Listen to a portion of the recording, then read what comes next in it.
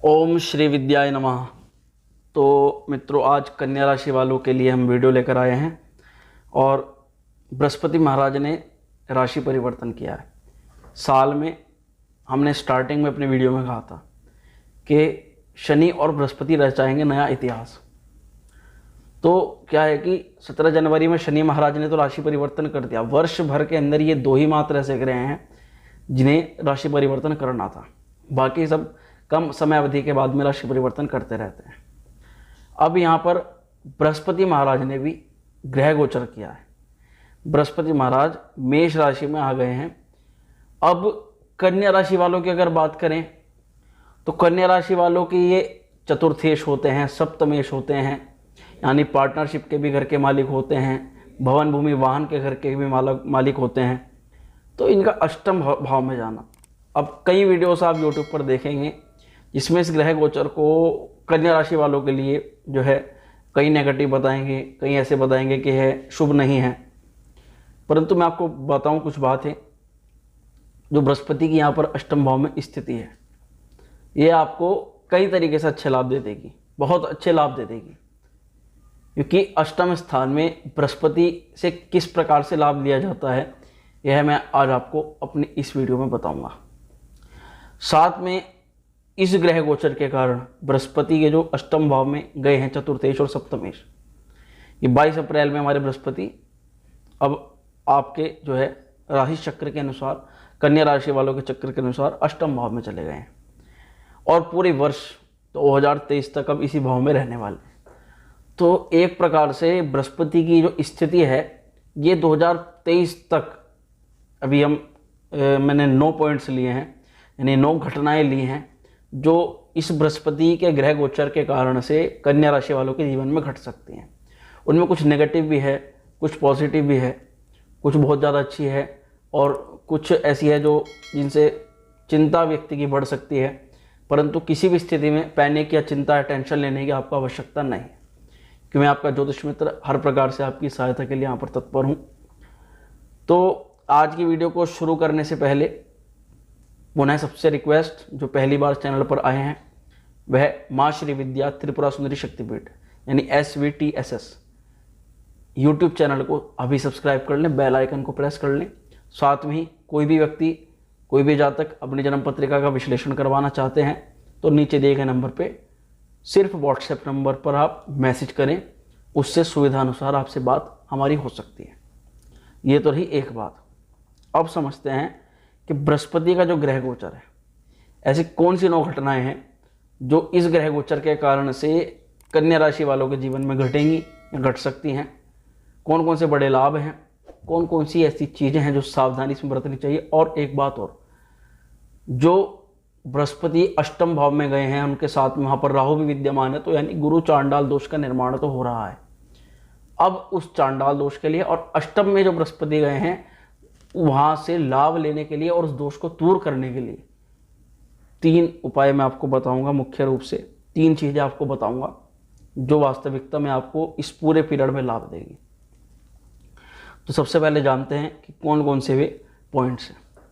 सबसे पहले तो यह हम जान लेते हैं कि जो बृहस्पति का जो गोचर है ये हमारा फर्स्ट पॉइंट है, यानी पहली घटना। बृहस्पति कन्या लग्न वालों के लिए, कन्या राशि वालों के लिए चतुर्थेश भी हैं और दूसरा हमारा यह है कि सप्तमेश भी हैं। इसका मतलब सप्तम भाव होता है मारक स्थान, अर्थात वह घर जो कि बुरा फल करता है। और जब भी ऐसे किसी भाव का स्वामी जो कि बुरा फल करने वाला हो कुंडली के अंदर, वैसे बृहस्पति का ऐसा नेचर नहीं है कि वो किसी का बुरा करे, और वो अष्टम भाव में जाए तो वो नेगेटिव की जगह पॉजिटिव उसको माना जाता है, क्योंकि उसमें जिस ग्रह को बुरा फल करना था उसके फलों में कमी आ जाती है, यानी कि जो वह ज़्यादा नुकसान करेगा तो अब ज़्यादा ना करके वह कम नुकसान करेगा। तो ये हमारी लाभकारी बात हुई, यानी पॉजिटिव बात हुई। तो ये हमारी पहली घटना से यह सिद्ध होता है कि बृहस्पति की जो स्थिति है इसके कारण से आपको ज़्यादा पैनिक, ज़्यादा टेंशन, ज़्यादा चिंता लेने की ज़रूरत नहीं है। बृहस्पति यहाँ पर आपको मिश्रित परिणाम देंगे, यानी लाभ भी कहीं ना कहीं होगा और कुछ चिंताएं भी साथ में रहने वाली हैं। दूसरी घटना की हम बात करें तो देखिए, अष्टम भाव जिसको मुक्ति का भी भाव कहा जाता है, अष्टम भाव को जहाँ मृत्यु कहा जाता है तो वही मृत्यु को मोक्ष भी कहा जाता है। अष्टम भाव गूढ़ विद्याओं का, गुप्त साधनाओं का, आध्यात्म का एक बहुत जबरदस्त और बहुत अच्छा भाव माना जाता है। इधर बृहस्पति महाराज भी जो है ज्ञान के, सद्गुण के, सदुपयोग के, ब्राह्मणों के और जितने भी पूजा पाठ, धार्मिक क्रियाकलाप होते हैं, इतनी मेडिसिन्स होती हैं जो शरीर को अच्छा रखने का कार्य करती हैं, शरीर को पुष्टि, बल, बुद्धि, ऐश्वर्य प्रदान करती हैं, उन सभी के कारक होते हैं बृहस्पति। साथ में ज्ञान के भी, विवाह के भी कारक होते हैं। अब ऐसे में अष्टम भाव में जब ये बृहस्पति महाराज आते हैं तो अब कुछ चीज़ें ऐसी हैं जिनको यदि आप जीवन में करते हैं तो इस ग्रह गोचर का कोई भी नेगेटिव प्रभाव आपको नहीं पड़ता, उल्टा पॉजिटिव पड़ने लग जाता है, लाभ होने लग जाता है। तो सेकंड पॉइंट में हमने यह रखा है कि अध्यात्म से जुड़ेंगे तो आपको होगा लाभ। यानी कि इस अवधि में, इस स्थिति में जितना ज़्यादा आप मंत्र जाप, पूजा पाठ, अध्यात्म और सनातन धर्म संस्कृति की जो मूलभूत इकाइयां हैं, जो मंत्र दीक्षाएं हैं, जो पूजा पाठ है, उनसे आप जुड़ें, उनसे विलग न हों, तो आपको यह ग्रह गोचर बहुत अधिक लाभ दे सकता है, नेगेटिव की जगह पॉजिटिव हो सकता है। ये रही हमारी दूसरी घटना। अब आते हैं तीसरी घटना। तीसरी घटना कौन सी है? तीसरा पॉइंट या तीसरी घटना यह है कि बड़ी स्थिति अचानक बदलेगी जीवन की दिशा। ये हमने हेडिंग रखी है कि बड़ी स्थिति अचानक से बदलेगी जीवन की दिशा। चतुर्थेश बृहस्पति हैं, साथ में सप्तमेश भी है, कहीं ना कहीं राहु के साथ में अष्टम भाव है। ऐसे में कुछ भी जीवन के अंदर ऐसी घटनाएं, ऐसे क्रियाकलाप हो सकते हैं जो कि आपके जीवन की स्थिति को ही बदल दें। स्थिति का मतलब घबराने की बात नहीं है, ये एक पॉजिटिव वे में बात जाती है। यानी कि आपके कार्य से संबंधित कोई नया प्रोजेक्ट आपको प्राप्त हो, कोई बड़ी अपॉर्चुनिटी आपको प्राप्त हो, जीवन के अंदर किसी मित्र का सहयोग ऐसा प्राप्त हो जाए जो कि आपके कदम कदम पर आपका जो है बेनिफिट करा दे। ये स्थितियां होती हैं। तो यानी कि बड़ी स्थिति और बड़ा बदलाव जीवन की दिशा को बदलेगा, लाभ की ओर ले जाएगा।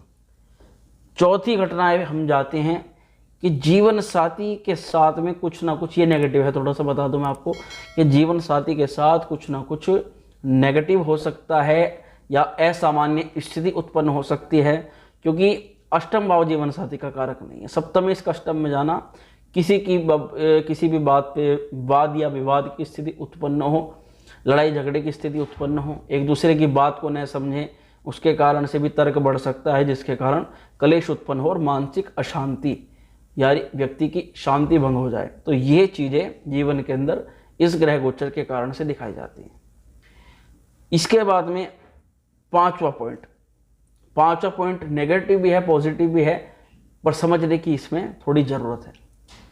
जब हमारे चतुर्थेश और सप्तमेश बृहस्पति आते हैं, किसी भी ग्रह से जो है पापित होते हैं, जैसे राहु वहाँ पर विद्यमान है, चांडाल दोष निर्मित है, तो ऐसी स्थिति में हमने यहाँ पे कई सारी कुंडलियों के अंदर ये चीज़ देखी कि ऐसी स्थिति में जब भी हम बड़ा निवेश करते हैं तो हमें नुकसान के चांस ज़्यादा रहते हैं, और जब भी हम छोटे निवेश करते हैं तो हमें प्रॉफिट के यानी कि फ़ायदे के चांस ज़्यादा रहते हैं।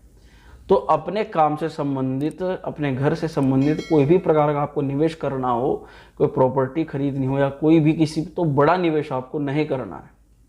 अगर यदि आपको 100% का मान के चलना है कि 100% आपको पूरा निवेश करना है, तो उसमें आपको केवल 10 to 20% ही निवेश करना है। ये स्थिति क्या कराती है? ये स्थिति व्यक्ति के लाभ को बढ़ाती है और उससे नुकसान होने के चांस बिल्कुल नगण्य हो जाते हैं। तो पांचवी घटना हमारी ये हुई। छठी घटना ये है कि बृहस्पति जब भी अष्टम भाव में आते हैं तो जातक के विदेश यात्रा का या यात्राओं के योग ज़्यादा बढ़ा देते हैं। भ्रमणशील, घूमना फिरना व्यक्ति का बढ़ जाता है। साथ ही साथ क्या बढ़ता है? व्यक्ति का खर्च भी बढ़ता है। तो इस पूरी अवधि में आपको फिजूल खर्च से बचना है और जो काम से संबंधित खर्चा वह आप कर सकते हैं। 7वां पॉइंट, ससुराल पक्ष से अक्टूबर के बाद, अब मैंने जैसे बताया कि मिसेज के साथ में किसी असामान्य स्थिति, तो उसके कारण से क्या घटनाएं होती हैं, क्योंकि चतुर्थ और सप्तमी ससुराल पक्ष भी कहीं ना कहीं है। तो ऐसे में यदि वाद विवाद ज़्यादा बढ़ता है तो बात कहाँ जाती है? ससुराल पक्ष से। इससे तनाव और ज़्यादा बढ़ता है। तो अब अक्टूबर तक यह समय रहता है, क्योंकि राहु के साथ में बृहस्पति अक्टूबर तक विद्यमान है। तो अक्टूबर के बाद में क्या होगा, धीरे धीरे ससुराल पक्ष से स्थिति अनुकूल होती हुई चली जाएगी, यानी स्थितियाँ सुधरेगी और कहीं ना कहीं ससुराल पक्ष से भी किसी भी प्रकार का आपको लाभ हो सकता है। आठवीं घटना यह है कि कुछ बड़ा लाभ तो जरूर होगा अक्टूबर के बाद। उस समय की जो ग्रहों की स्थिति होगी वह आपके लिए बहुत अच्छी रहेगी।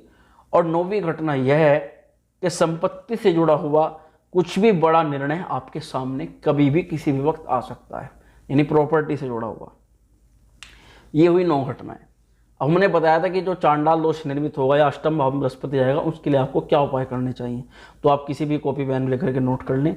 सबसे पहला तो उपाय यही है कि इस पूरी अवधि में आपको भगवान विष्णु की आराधना करनी है, उपासना करनी है। कैसे करनी है, किस प्रकार से करनी है, बहुत तरीके आपको पता होंगे। जैसे केले को सुई सींच सकते हैं, भगवान विष्णु किसी मंत्र का ओम नमो भगवते वासुदेवाय नमः इस मंत्र का जाप कर सकते हैं। इसके अलावा दूसरा उपाय क्या करना है कि आपको विष्णु सहस्त्र नाम का पाठ करना है। यदि कर सके तो 108 पाठ इस पूरी अवधि में आप धीरे धीरे करके पूरे कर लें।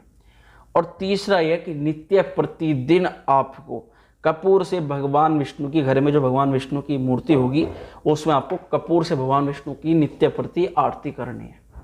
ये ही 3 उपाय आपके जीवन को कल्याण में बना सकते हैं, इस ग्रह गोचर को लाभकारी बना सकते हैं, सिद्ध कर सकते हैं। तो मित्रों, मैं आशा करता हूँ कि वीडियो आपके लिए लाभकारी सिद्ध हुई होगी, आपको अच्छा लगा होगा जानकारी लेकर के। और इस प्रकार की और वीडियोस जानने के लिए अभी हमारे चैनल को आप सब्सक्राइब कर दें। मुझसे परामर्श करने के लिए नीचे दिए गए नंबर पर आप संपर्क कर सकते हैं। माँ भगवती आपका कल्याण करे, माँ श्री विद्या आपका कल्याण करे। ओम श्री विद्याय नमः।